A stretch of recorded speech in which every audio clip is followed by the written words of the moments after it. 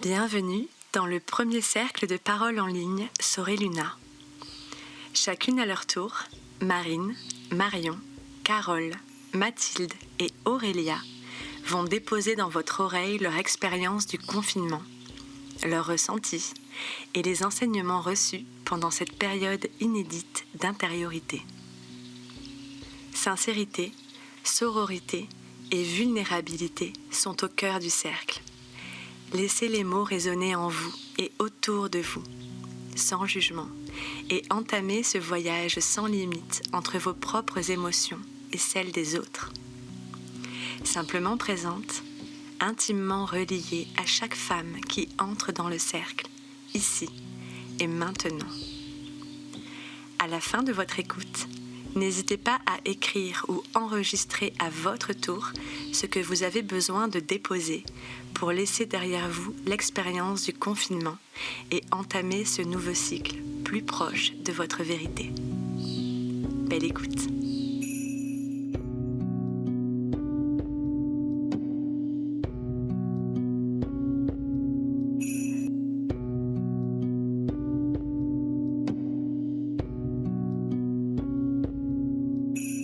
Je ne suis rien, je le sais, mais je compose mon rien avec un petit morceau de tout.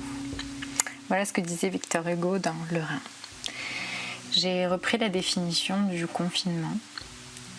L'action de se confiner dans un lieu, c'est le fait d'être reclus et finalement de se retrouver vers l'essentiel. Dès le début de cet enfermement, je me suis dit que je devais me servir de ce temps pour faire ce que je remettais sans cesse au lendemain. Je me suis sentie heureuse, libre et pleine d'énergie pour entreprendre plein de choses. Donc j'ai pris la décision de tenir un agenda et un carnet vert. J'adore écrire. Je l'ai nommé la Bible du développement. Ne me demandez pas pourquoi, parfois on n'a pas d'explication. Puis j'ai suivi une formation en numérologie, en astrologie, en lithothérapie, en ayurveda, en investissement immobilier. Et j'ai lu des livres, notamment un livre « Comment se faire des amis ». J'ai répertorié, annoté mes idées dans ce même carnet, qui me suit d'ailleurs chaque jour. Je me suis penchée également sur le cycle lunaire. Ayant arrêté mon contraceptif, je me suis dit qu'il fallait que je revienne à l'essentiel, à la base. C'est ce que nous demandait cette période en fait. Je suis donc passée de découverte en découverte en me documentant sur tous les sujets pour lesquels je n'avais jamais pris le temps. J'ai alors compris avec mes formations que je devais travailler sur moi, que j'avais des zones d'ombre et que je devais comprendre et les appréhender. La vie ne me convenait pas. Ma vie en tout cas ne me convenait plus. Je passais d'échec en échec. Autant sur le plan personnel que sur le plan professionnel, ça me convenait plus. En fait, j'ai compris que j'expérimentais simplement la vie. J'ai suivi beaucoup de lives, de blogs, j'ai écouté beaucoup de podcasts. Je me suis aperçue, à mon grand étonnement, que beaucoup de personnes étaient dans ma situation et que je connaissais des choses également et que je ne sais pas pourquoi je devais les partager, que je pouvais apporter ma pierre à l'édifice, que je pouvais donc faire ma part. J'ai toujours eu l'envie d'écrire, je ne sais pas pourquoi ni quoi raconter, mais là j'avais la réponse sous les yeux. Je pouvais transmettre au monde ce que je comprenais pour aider, pour faire évoluer les choses. J'ai donc retravaillé mes schémas, mes fonctionnements, mes blessures. J'ai redécouvert ce que j'avais oublié et laissé. J'ai dû adapter et accepter aussi les choses et comprendre que tout n'était pas noir ni blanc, que les événements peuvent faire tout changer et tout basculer, simplement par la façon de les voir. Et que si je décide d'aller bien, je vais bien. Si je décide, je produis dans ma matière ce que je suis et j'attire ce que je dois vivre. que tout a raison d'être en fait. J'ai donc semé des graines qui ont germé. Et là, sur cette période, j'ai écouté, eu des messages parsemés, par-ci, par-là. Et je me suis poussée à sortir de ma zone de confort. Et pour sortir quelque chose en fait de tout ça. J'ai écrit encore et encore comme une bouffée d'oxygène. Je me sentais revivre en vie. En ayant conscience de cela, j'ai créé une page Instagram, Let's Play Your Life, dans laquelle je partage mes idées chaque jour. Mes textes sont écrits par dizaines sous une impulsion de vie que je ne sais pas expliquer. J'ai arrêté de vouloir tout comprendre et de tout expliquer d'ailleurs. Chaque jour, mais depuis le début, je m'aventure à être qui je suis. Non pas mon image, non pas les idées qu'on m'a transmises, non pas ce qu'on attend de moi, mais mon essence même. J'ai toujours voulu connaître l'amour sous toutes ses formes. Depuis toute petite, j'écris sur le sujet sans comprendre et je les jette, n'y trouvant pas de sens ni de pourquoi. Une sorte d'échappatoire que je reprends et je délaisse.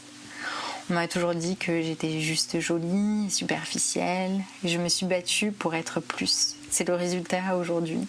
Je suis plus et j'ai compris ma place et ma valeur. Je me sens libre dans cet enfermement d'être enfin moi. J'ai toujours cherché ma place dans ma famille, dans ma vie personnelle, dans ma vie professionnelle. Et là, ici, je peux être qui je suis. Dans ce confinement, j'ai vécu des moments extrêmement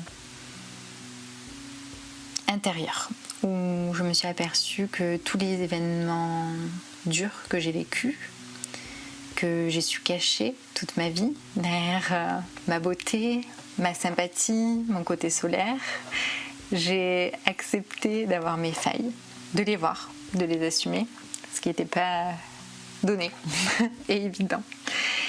J'ai pu découvrir qui j'étais en définissant mes valeurs, en m'acceptant, me développant personnellement pour devenir ce qui me fait vibrer, ce qui me fait me sentir vivante, enfin.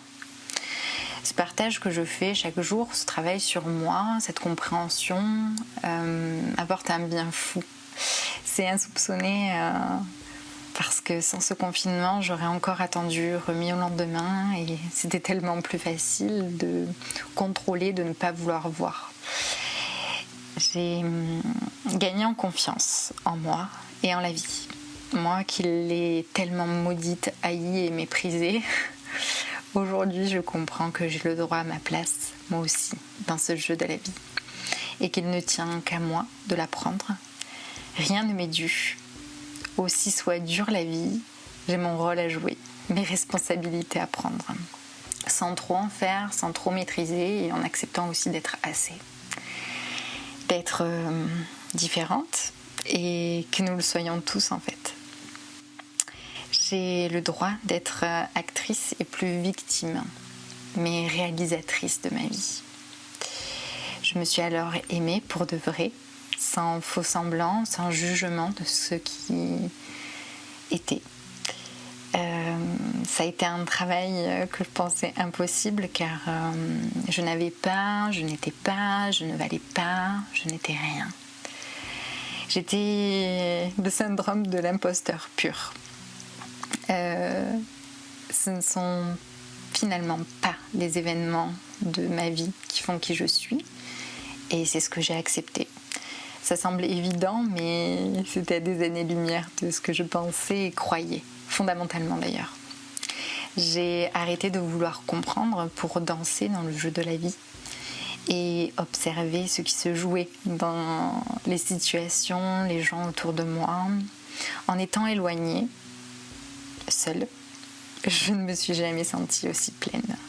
J'ai accepté de ne pas savoir pour savoir, j'ai accepté de ne plus maîtriser et patienter. J'ai donc accepté d'être en paix. Je me suis résiliée pour être bien avec moi-même. Donc vous l'aurez compris, je me suis formée, j'ai lu, j'ai écrit et j'ai fait aussi beaucoup de sport pour me sentir connectée, en équilibre, pour retrouver cet ancrage et cet alignement qui me manquait tant. J'ai dû donc expérimenter également la méditation, qui a été un bon refuge, la respiration, la visualisation. J'ai fait un tableau de visualisation d'ailleurs qui m'a aidée chaque matin. Tous ces outils ont été fabuleux dans ce cheminement et ce détachement, cette compréhension, aussi paradoxalement que ça puisse paraître. J'ai accepté d'avoir des jours avec et des jours sans. C'est inconcevable pour moi. C'est pour ça que j'ai tenu à l'agenda pour organiser mes journées. Moi qui aime tant tout maîtriser, tout organiser, cet outil a été donc une aide précieuse. Je me sentais cadrée pour faire l'essentiel de ce qui me tenait donc à cœur de pouvoir faire pendant cette période, mais pour aussi laisser ma place à ma créativité, à mes envies de fabriquer par l'art, voilà, de faire, de concevoir des objets. J'ai fait de belles découvertes. Je suis sortie de ce qui me paraissait être moi. Et je suis allée dans les profondeurs de qui je pouvais être en enlevant toutes ces couches en fait. Pour vivre et pour pour voir en fait, pas pour faire, pour voir. Il fallait plus lutter. Il fallait juste comprendre. Et plus j'ai appris, plus j'ai compris que je devais me laisser tranquille et vivre la vie et ma vie.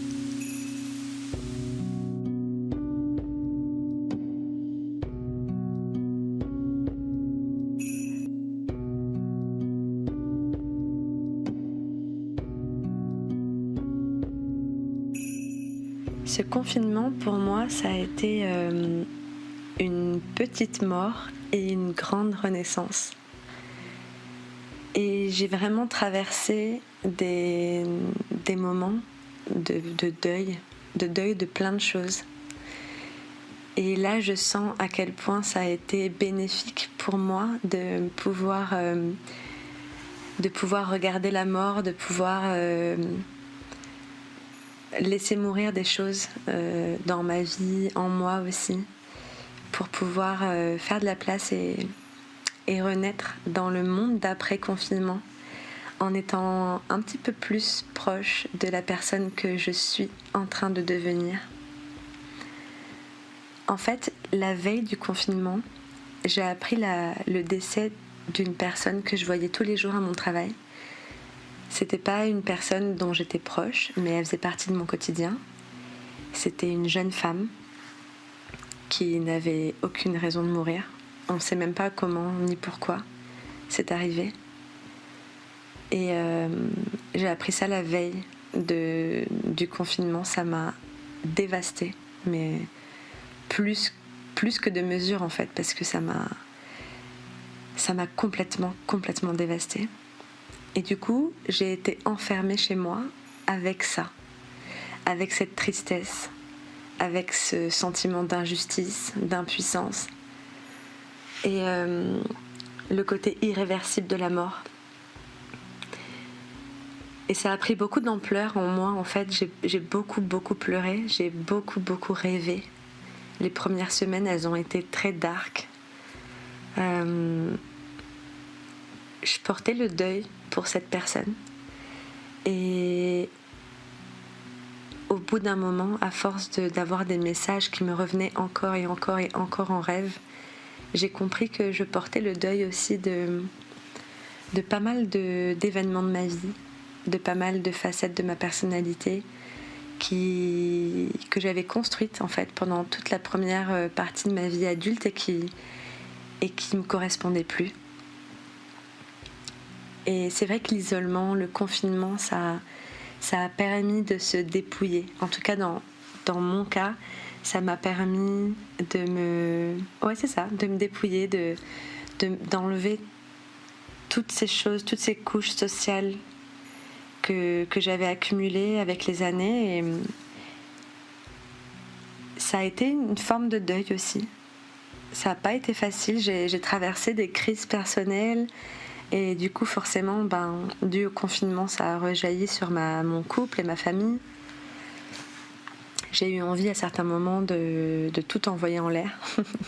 Et puis à d'autres, j'avais juste envie d'être dans le silence, l'isolement, la méditation. Ce qui n'était pas facile non plus parce qu'avec un jeune enfant, c'est quasiment impossible.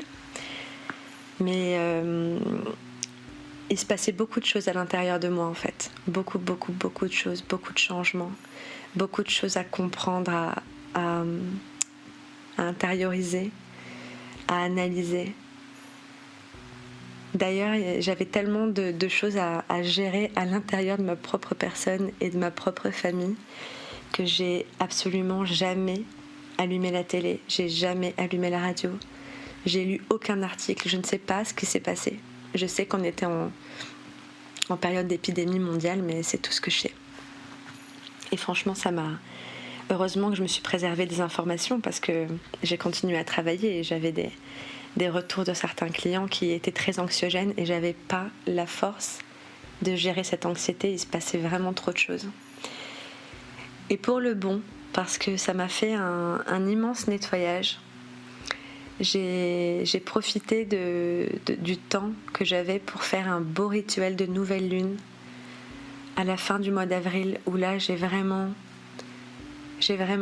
laissé partir.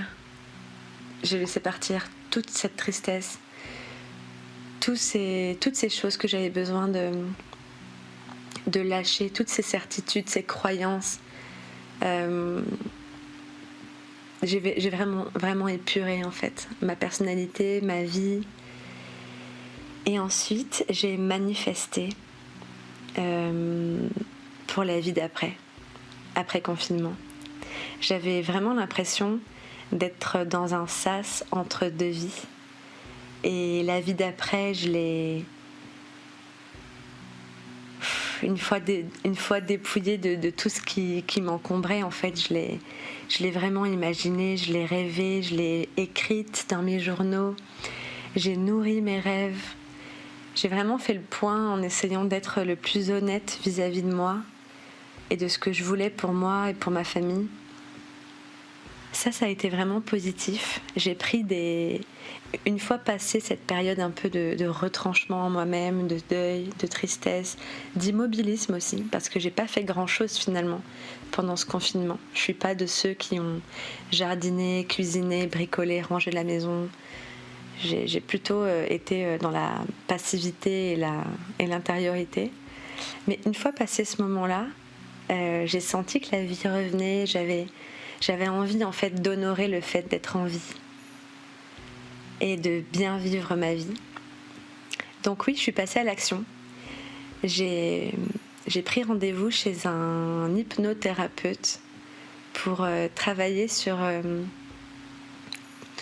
cette histoire de mort, le rapport à la mort, le rapport au deuil, ma capacité à laisser aller, à lâcher prise. Et puis, j'ai décidé de me former.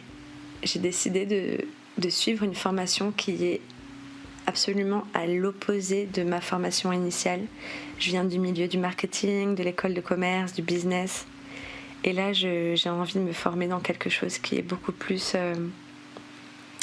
beaucoup moins dans cette société de production et cette société de consommation. J'ai envie de me rapprocher de ma vraie nature, qui est... contemplative, spirituelle et de plus en plus ancrée à la terre. Et j'ai aussi décidé, je ne sais pas quand ni comment, mais j'ai décidé que je quitterais la ville pour prolonger l'expérience du confinement où il n'y avait pas de voiture, des oiseaux qui chantaient, des étoiles dans le ciel la nuit. Et ça, c'était merveilleux et j'ai envie de le prolonger. Donc en fait, je me sens extrêmement reconnaissante de l'expérience que j'ai traversée. Ça a été dur, ça a été intense, ça a remué beaucoup de choses, mais ça m'a aussi permis de faire un point, un ménage dans ma vie. Et je me sens bien pour la suite. Je suis confiante. Voilà.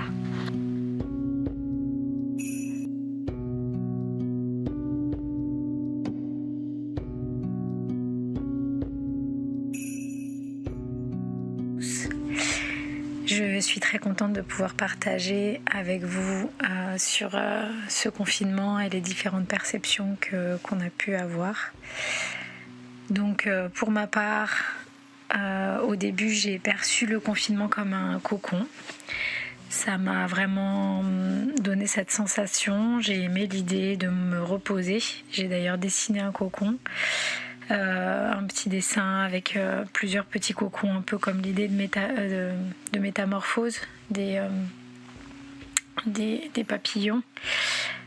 Voilà, donc j'étais contente de pouvoir me reposer avec mon mari et de voir que le rythme s'adoucissait. J'ai pris aussi beaucoup de recul et j'ai beaucoup lu, j'ai repris mes journaux intimes. Et j'ai fait beaucoup de yoga, voilà. J'ai aussi pris mon temps avant de reprendre le travail. Ensuite, j'ai eu pas mal l'idée de l'équilibriste en tête. Je me disais que souvent, pour beaucoup de situations, tout ne tenait qu'à un fil. La société, ce que l'homme a construit, parfois la psychologie humaine, des situations qui peuvent parfois partir dans un s'effilocher, une parole en trop, un acte en trop ou en moins. Voilà, donc j'avais cette idée-là. Quelque chose de fragile aussi, donc avec l'idée aussi d'en prendre soin et de faire attention et parfois aussi peut-être d'anticiper du coup. À aucun moment dans ce confinement je me suis sentie stressée. Je me disais surtout qu'on n'était pas tous égaux face au virus.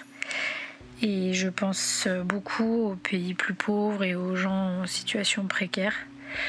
Je me sens frustrée de ne pas pouvoir aider plus et qu'on soit justement pas tous sur ce même pied d'égalité. Pendant ce confinement, j'ai fait pas mal de recettes, de trouvailles et de nouvelles choses. On s'est beaucoup fait plaisir à manger des petits plats faits maison. Et j'ai aussi confirmé un peu plus mon passage au zéro déchet. Donc aussi fait beaucoup de recettes, des macérats de pâquerettes, des petites tablettes pour le lave-vaisselle et puis mon déodorant, bientôt mon après-shampoing. Donc ça c'est plutôt agréable et puis ça prend du temps donc on en avait. Et aussi du coup je souhaiterais aussi passer à quelque chose d'un peu plus, alors radical non parce que pour moi ça ne l'est pas, mais de changer complètement ma consommation. Donc j'ai décidé aussi de plus consommer dans de grandes enseignes, donc ni les grands supermarchés, juste à la Biocoop ou les supermarchés bio, et voilà les AMAP et les petits magasins, consommer local. Et au niveau du reste, être plutôt sur de la seconde main, de la fabrication ou des petits artisans, des choses comme ça. Donc ça, je vais essayer de m'y tenir au maximum, et pour moi c'est très important puisque voilà, toutes les grandes marques pour moi aujourd'hui, ça synonyme de cauchemar, de déconstruction, et voilà, pour moi ça correspond plus du tout. Donc voilà, donc ça a été mes décisions. Au niveau de mon corps, j'ai réussi à prendre le temps de l'écouter et de sentir un peu plus chaque cycle. D'ailleurs, depuis que je l'écoute, j'ai l'impression que je ressens encore plus fort les symptômes. Et au final, je trouve qu'on est beaucoup géré finalement par nos cycles, par toutes les énergies finalement que le cycle nous propose. Et j'ai d'ailleurs fait beaucoup comprendre ça à mon mari en lui expliquant tous les changements, et que si là j'étais enjouée, c'était plutôt parce que j'étais dans cette période, que si là j'étais fatiguée, c'était plutôt parce que j'étais dans cette période, et que c'était plus dû à ça qu'à mes humeurs. Voilà, donc c'était intéressant de pouvoir le partager. Et voilà, en ce qui concerne là ces derniers temps, ces derniers jours, d'ailleurs j'ai senti que déjà je dormais très peu ces derniers 3 jours, et puis je me suis rendu compte qu'on était en pleine lune, alors que d'habitude je dors très très bien. Donc voilà, je me suis demandé aussi si c'est parce que je commençais à prendre le temps d'écouter que j'étais aussi plus sensible, ou si c'est parce qu'on était dans une pleine lune Scorpion qui apparemment est plus forte, je ne sais pas. La réflexion plus générale que je porte aujourd'hui, c'est... alors en fait je trouve que avant, j'étais dans une relation peut-être où dans les discours qu'on entend entre amis, on dit souvent voilà, j'ai eu ça, j'ai eu mal à la tête, j'ai envie de ci, j'ai envie de ça, j'ai telle maladie ou j'ai tel ressenti. Je trouve qu'en fait on parle comme si on était un peu notre cerveau, et que finalement notre corps était celui qui dictait un peu, et je trouve que c'est un rapport un peu particulier, alors que finalement en fait on est notre corps. Donc c'est un peu bizarre. Je me suis fait cette réflexion parce que j'aimerais avoir un enfant. Donc je souhaite devenir maman et être enceinte. Et jusque-là, dans ma tête, je voulais être enceinte. Donc j'attendais de mon corps qu'il puisse ovuler et que ça se fasse. Mais je me suis rendu compte que c'était un positionnement un peu particulier. Parce qu'au final, c'est pas ma tête qui doit attendre de mon corps, c'est-à-dire que tout le monde incarne ça finalement. Donc, en fait, on est notre corps. Donc, c'est encore un peu nouveau comme réflexion pour moi, mais je trouve qu'il y a une subtilité un peu particulière là-dedans. Aujourd'hui, je me dis plutôt que je préfère incarner mon corps, mon envie, plutôt que d'attendre de lui, d'attendre de mon corps. Je suis mon corps et j'essaye d'incarner ce désir. Donc, je suis dans l'accueil, et donc mon corps, avec ma tête et puis tout le reste de mes organes, on est dans l'accueil. Donc on n'est pas dans l'attente, c'est pas mon cerveau qui attend de mon corps qui le fabrique, c'est tout le monde qui en a envie et qui est prêt à accueillir. Donc j'essayais plus de me synchroniser sur le fait qu'on soit dans l'envie. Voilà, et je trouve que que tout le reste, voilà, on a souvent notre tête qui attend de notre corps. J'ai eu mal à la tête, je sais pas ce qui s'est passé, je sais pas ce qu'elle a eu ma tête. J'ai ci, j'ai ça, mais voilà, souvent on franchit pas souvent ce pas de se dire bah ouais, mais c'est notre tête, c'est pas ma tête qui a eu mal, c'est moi. Qu'est-ce qui s'est passé? J'ai eu mal à la tête. C'est mon corps, c'est ma tête. Voilà, donc essayer d'être un peu plus en synchronisation et d'avoir du recul sur comment on parle de notre corps. Voilà, je trouvais que c'était intéressant. J'arrêterai là puisque ça fait un peu longtemps, et merci, et j'ai hâte d'écouter tout le monde. Au revoir.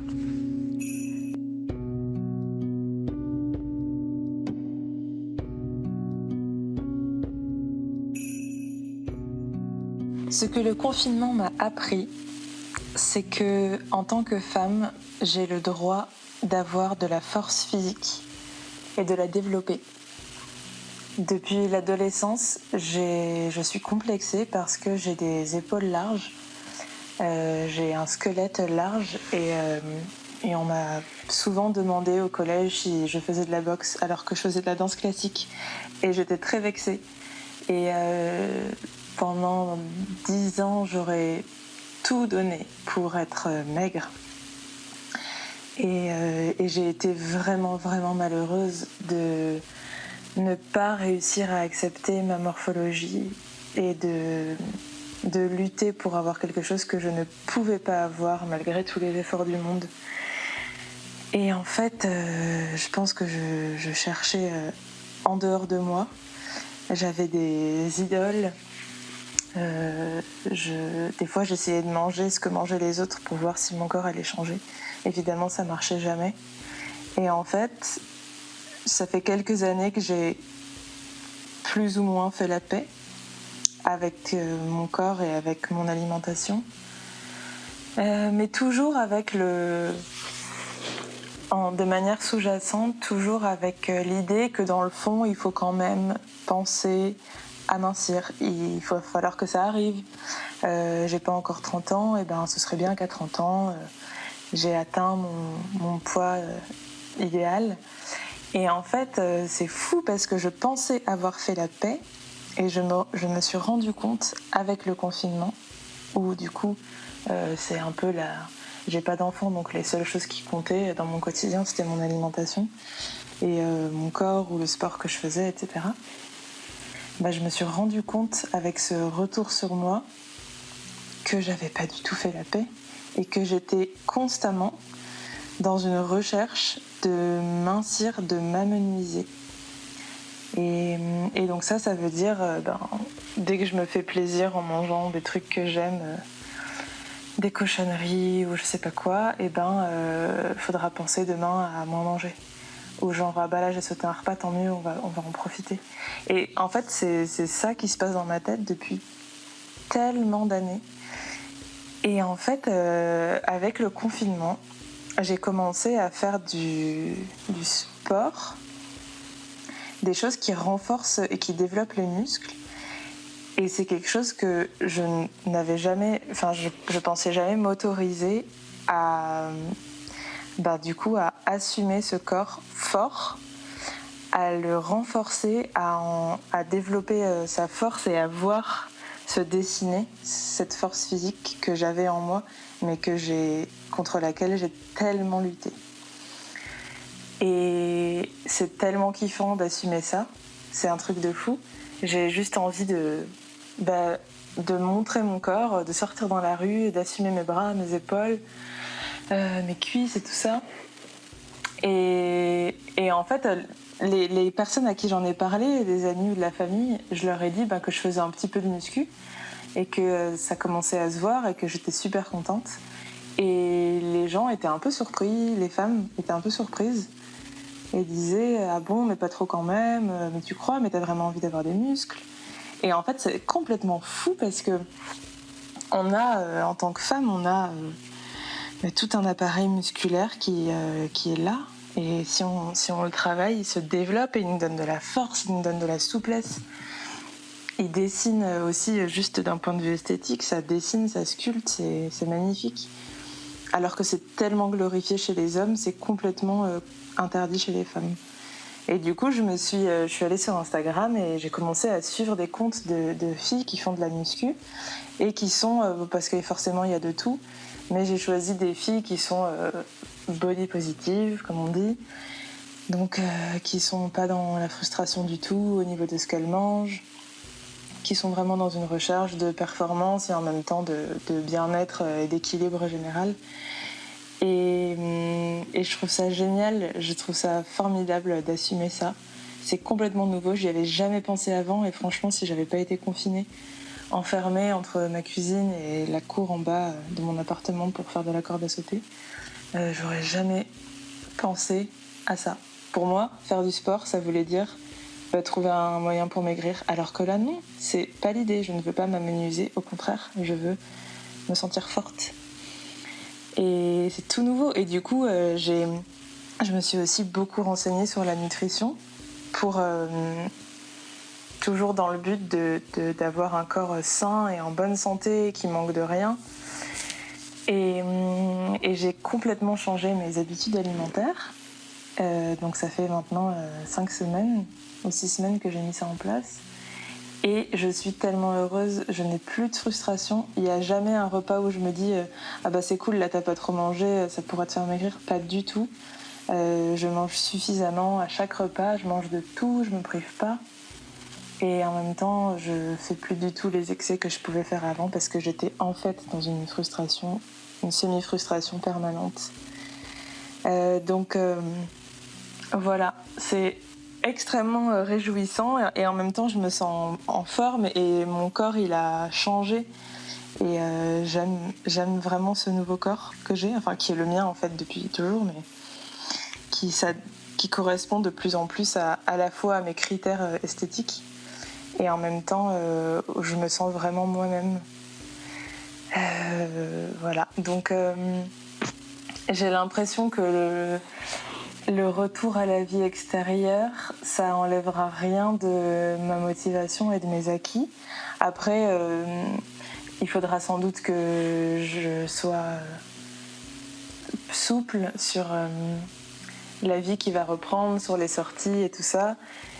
Et j'ai l'impression que c'est tout ce que j'ai acquis pendant ces semaines de confinement sur la confiance dans mon corps, à être sain, à être fort, à ne pas me trahir, parce que c'est beaucoup ça, la peur que j'avais en fait de façon sous-jacente, c'est d'être trahi par mon corps, qu'il se mette à grossir brutalement et à m'échapper complètement. Et là je me rends compte que non, je ne serai pas trahie par mon corps. Et puis j'ai une forme de maîtrise et de contrôle dans l'équilibre, ce que je considère pour moi être un équilibre, mais du coup qui me canalise beaucoup, qui me cadre et qui me déculpabilise complètement sur ce que je mange. Et donc ça, je pense que c'est un acquis qui perdurera après, quand on sera déconfiné, que la vie va reprendre, que les restaurants vont ouvrir de nouveau. Je suis pas inquiète, j'ai le sentiment que ça fait partie de moi maintenant, que je sais que mon corps, que j'ai toujours souhaité plus mince ou plus maigre, il peut aussi me correspondre, enfin, il peut être le reflet de ce que je suis au fond et la manière dont je me sens. Et en fait, je me sens de plus en plus solide et forte et j'ai envie que mon corps soit à cette image-là. Quand je pense aux dernières années que j'ai passées, aux combats que j'ai eu à vivre, comme toutes les femmes, je me dis, mais ce serait complètement fou d'être encore dans cette idée de vouloir être je veux pas dire une poupée parce que c'est pas exactement ça, mais de vouloir devenir frêle, en fait, ça n'a pas de sens pour moi. Après avoir gagné des combats contre les autres, contre moi-même, et réussir à m'assumer dans plein de domaines, ça ne ferait plus du tout sens de chercher à nouveau à être fragile physiquement, parce que c'est pas ma constitution et c'est pas ma nature et c'est pas non plus la manière dont je suis dans la vie. Voilà ce que m'a appris le confinement.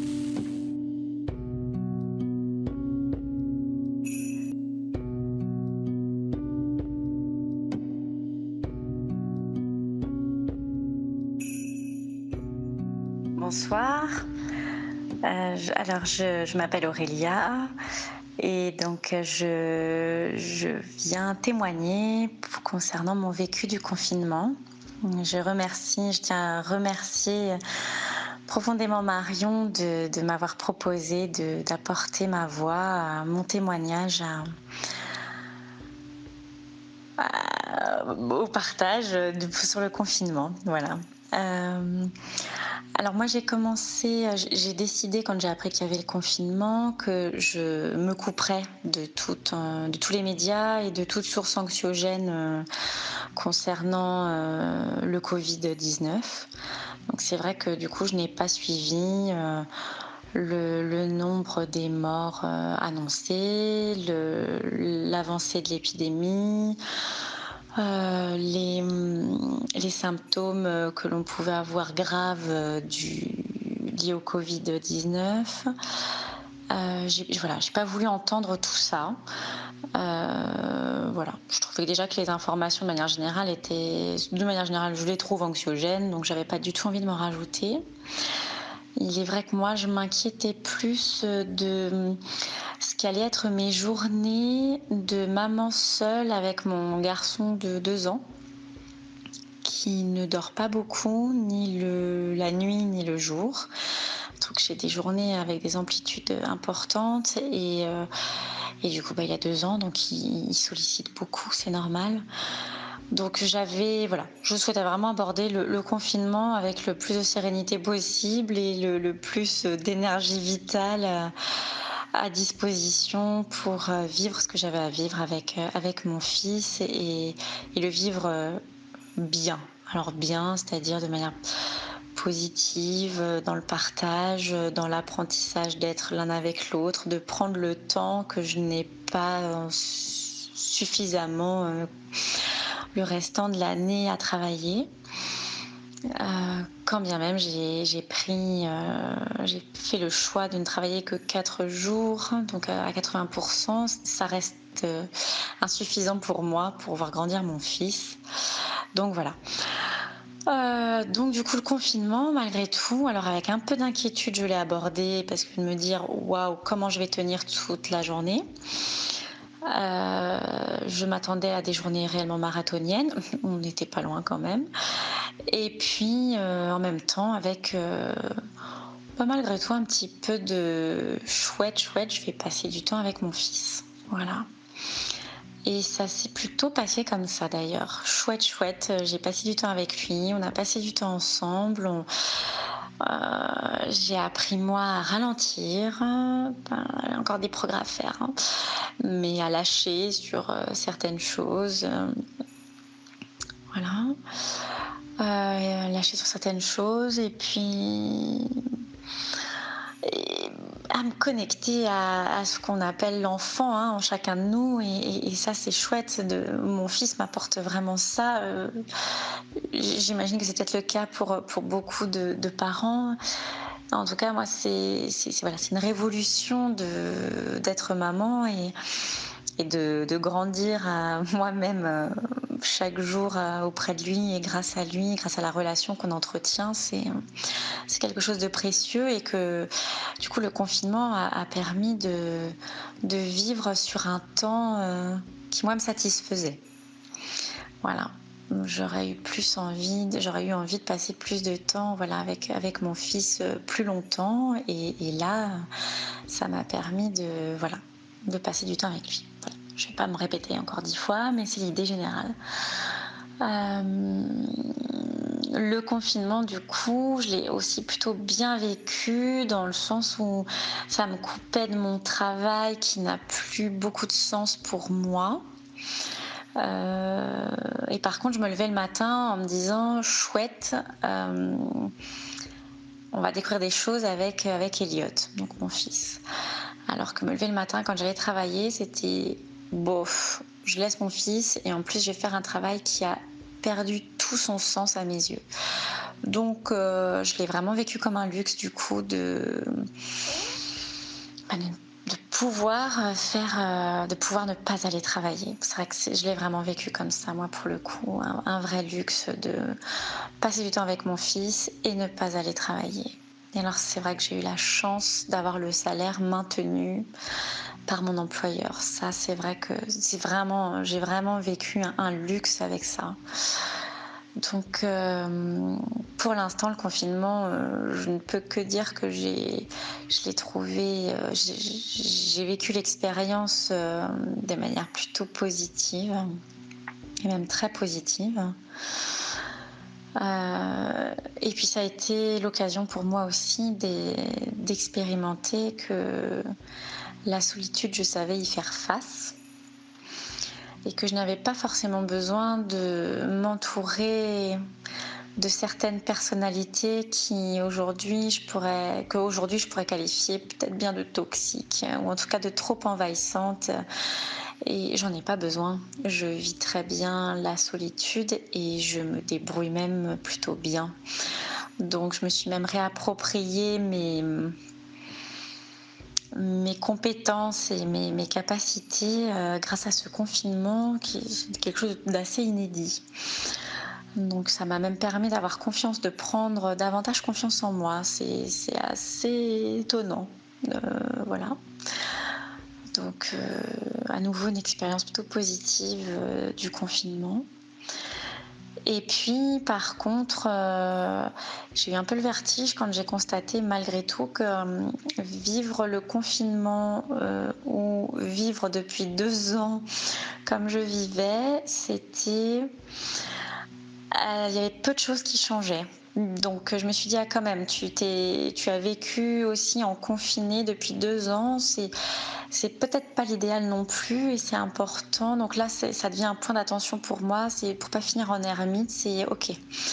Comment je fais du coup pour mettre à distance les personnes qui ne m'apportent pas assez de positif et comment par contre je vais être capable d'aller nourrir les personnes qui me font du bien, les relations, pardon, je vais le dire comme ça plutôt. Comment je vais aller nourrir les relations auprès des personnes qui me font du bien. Et voilà, là c'est un vrai point d'attention que me permet de vivre, je dirais, dans ma chair, hein, dans mon corps, le confinement. C'est plus intellectualisé, j'avais conscience de ça, mais c'était intellectualisé. Là, je l'ai vécu dans le vrai, dans le concret, dans la matière, dans la chair. C'est important, mets à bonne distance les bonnes personnes et va nourrir les bonnes relations. Voilà. Donc dans l'ensemble, plutôt une expérience positive pour moi du confinement.